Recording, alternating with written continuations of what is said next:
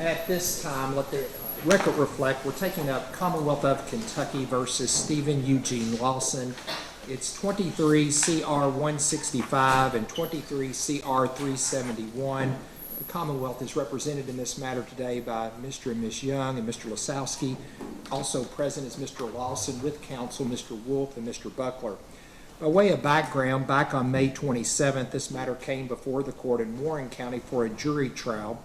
On May 30th, 2025, the jury returned a verdict finding the defendant guilty of conspiracy to commit murder and tampering with physical evidence. The jury recommended a sentence of 17 years for conspiracy to commit murder and 5 years for tampering with physical evidence.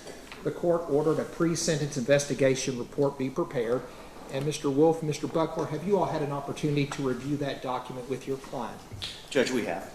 Are there any corrections that need to be made to that document? Two minor, not really of consequence, but nonetheless, let's just be official here.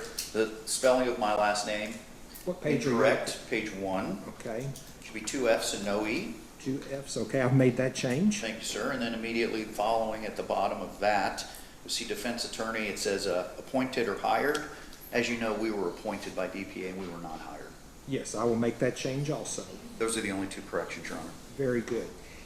And I know you all had filed a motion and the Commonwealth has filed a response to that motion. I believe it's a motion for new trial and judgment notwithstanding the verdict. Is there anything in addition you wish to submit in regard to that motion? No, sir. Have to take it under submission. Okay. Anything the defense or the Commonwealth wishes to respond other than what's already in writing? No, sir, just what is in writing. Okay. The court has reviewed the motion and the court and the response, and the court is going to deny the motion. The court will enter a written order as to one portion of that. The rest of it, the court will rely upon the rulings that were placed on the record throughout the trial. As far as the defense, do you all have any other motions or matters we need to consider prior to sentencing today? No, sir. Anything the Commonwealth wishes to present prior to sentencing today? Yes, sir, just briefly, we do have two of the family members that would wish to speak. Go ahead and call your first witness then. Yes, sir, be Mr. Mike Ballard. Does he go to the podium, right? Just come to the podium and I'll let him raise his right hand and then he'll have a seat over here at the witness stand. Mr. Ballard, if you come right up there and raise your right hand for me. Do you swear or affirm the testimony you're about to give will be the truth, the whole truth, and nothing but the truth? I do. Thank you, sir. You'll have a seat right over there. Be careful. There is a step up when you get there. Try to sit as close to the microphone as you can, and please answer any questions asked of you. Mr. Young, you may proceed when you're ready. Mr. Ballard, the family had talked, and you yourself and Brooke are going to be representatives and speak on behalf of the family.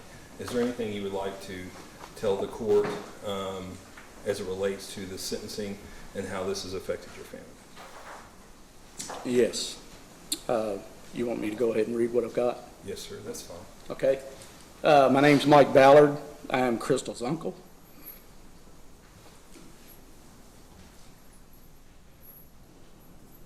I'd like to start off by thanking the court for letting me speak here today. I'd like to also thank Tricia and Shane Young, the Commonwealth of Kentucky, State Police, FBI, John Snow, Nelson County Sheriff, anybody that had anything to do with Crystal's case. Without you all, we wouldn't be here today. Mr. Lawson, you've never met me, but I promise you, if I'm alive and able, you will see me again, because I will be at your parole hearing when you come up for parole, and I will do everything I can to prevent you from getting parole because of what you've done. I know what kind of person you truly were when you had no one, and I mean no one, at your trial to support or defend you. But the difference today, just look all around you. You see, we're all just not here for Crystal. We're here for you too. We came out to see the court pass final sentencing down to you today. Your last farewell before you go off to spend a very long time in prison, which I hope is the worst experience you can ever experience in a prison. Hopefully you'll spend the rest of your life there. I could stand up here and go on and on about what a worthless, despicable pitiful, thoughtless, gutless person you are, but I really don't have to say what everyone already knows, but that's the life you chose. On July 3rd, 2015, I imagine Crystal woke up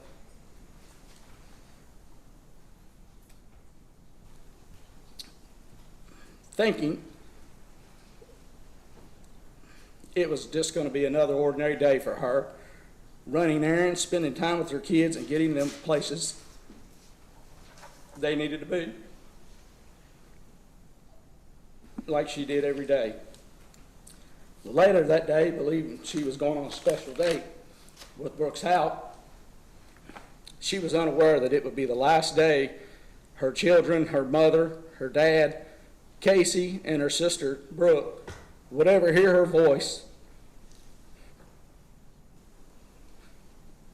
or see her again. But you knew that. You knew all about that special date. Because you, Joey Lawson, your son, and Brooks Hout had a plan in place for the murder of Crystal Rogers and to dispose of her and her car. We all make choices in our life, and it looks like you made a lot of bad ones in yours. In July 2015, you made a choice to be a part of planning the murder of my niece, Crystal Rogers. You could have prevented all of this from happening if you'd just gone to the police and done the right thing.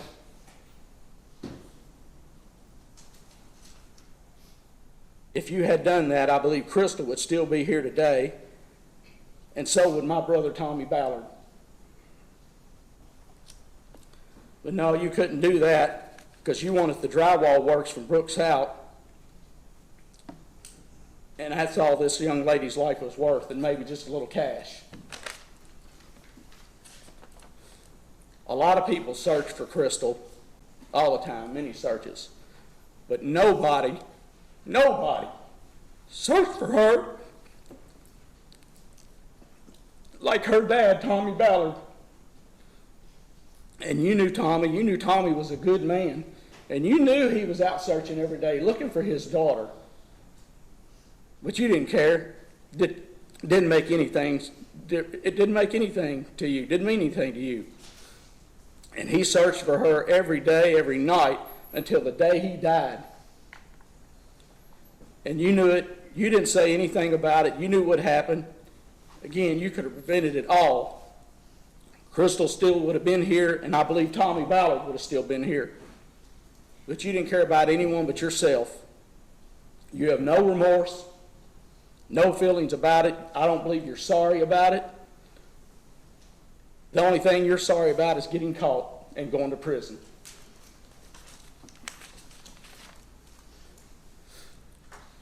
You had many times you could have made the right choice, but never did. Crystal was a good person. She wasn't on drugs, and she certainly wasn't an alcoholic. She never did anything to anybody, and especially she never did anything to you.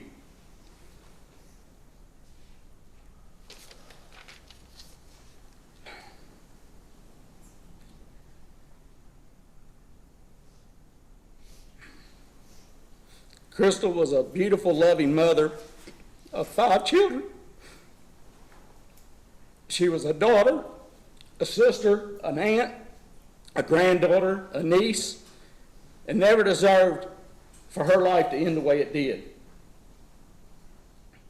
We'll always remember that beautiful smile, and that's something nobody can ever take away from us. I hope the court gives you the maximum sentence possible, though it will never bring Crystal back and never be enough.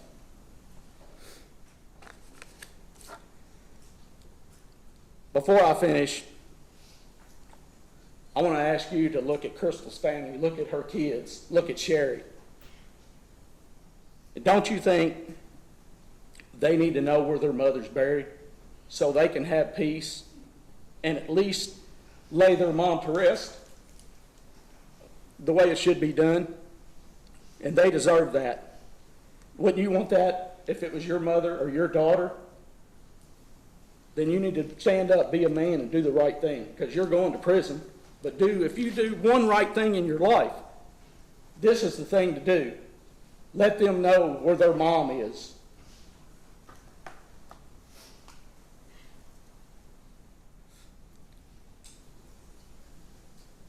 I don't know that you were always this type of person. Hopefully you weren't. Don't know when you came about it, if you were, or what happened in your life. You say alcohol and drugs. Well, that may be so, but again, everybody makes choices in their life, and you made yours to start it out to be the way it is and end the way it is. Thank you, Your Honor, for letting me speak. And, you know, I don't know what else to say. It was very hard getting up here. Very hard to come up with what to say. I could go on, but I know they like to keep this short. But again, I just hope and pray and wish that you find it in your heart to let them know where their mom is. And again, I'd like to thank Shane and Teresa Young and their team for moving the rock. That's all I got. Is there any questions you wish to ask Mr. Wood? Thank you, Mr. Ballard. Call your next witness. And that's Crystal and her kids about that time. Brooke Brown. Brian? Yes, sir.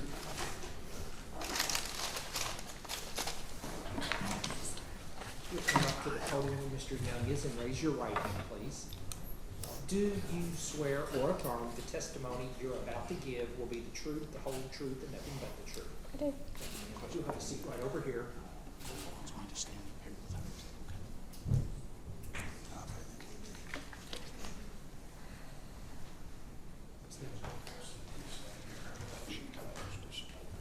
That'll be fine. Okay. Brooke, go ahead and introduce yourself for the ladies and gentlemen of the jury. I'm Brooke Not sure. Braun. And Brooke, are you Crystal's sister? I am correct? Crystal's sister. Okay, and is there anything you would like to say or let the court know? I do prior to also, I sentencing? want to thank everybody. And Steve, I just want to say, you could have stopped this. You could have saved her life. And we wouldn't be here today. You had the chance to do the right thing, and you could have spoke up. You could have told the truth. My dad would still be here if you would have told him the day you met with him, and my brother. You knew what was happening. You had the power to stop it, but you stayed silent. Your silence took Crystal's life and my dad's. You chose evil, and evil never wins. Because of your choices, Crystal's children grew up without their mother. We all face milestones without her. You took away her future. For what? Money? All of Brooks' drywall jobs? Things you did not have and things you'll never have. You took away a life because of greed and selfishness. I hope every day you spend in prison reminds you of what you did and who you destroyed. I hope the weight of the truth sits heavy on you, and one day you'll have to answer for what you did. You may have helped take her life away, but you'll never take our memories. You'll never erase her name. Her story lives on, and we'll make sure that the world never forgets who Crystal was. Mr. Wolf, any questions? No, sir. Thank you. You'll be able to see out in the gallery.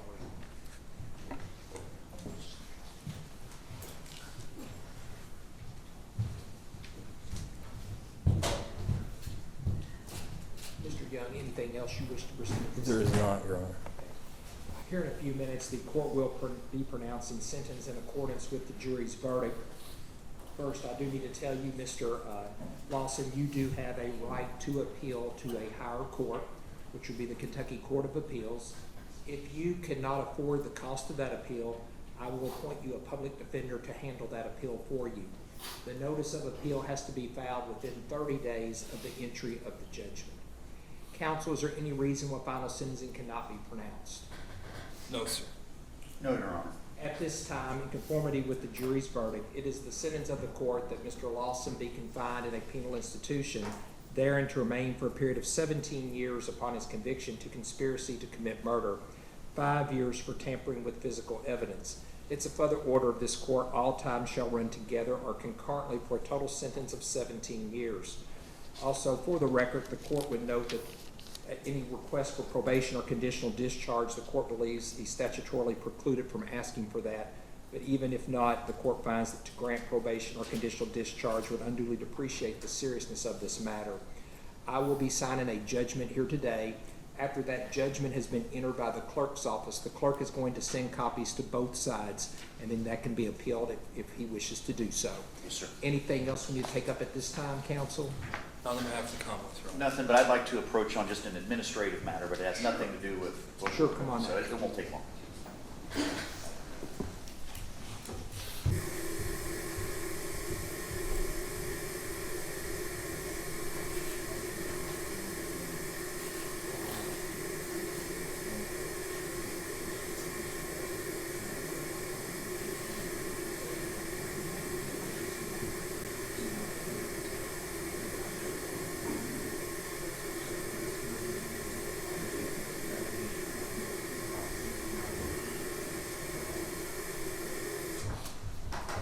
That concludes the hearing. Good luck to everyone.